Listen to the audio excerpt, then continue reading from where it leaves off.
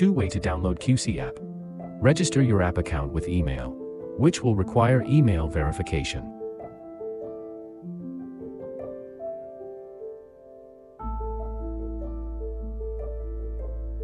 Log in with name and password. Plug in the camera and wait until it finishes its initial motions. Confirm if your camera supports dual-band Wi-Fi or 2.4 GHz only. Launch the Qsee app and tap on Add Devices. Select Wi-Fi. Under Smart Cameras, choose the same Wi-Fi network as your phone and enter the password. Click Next.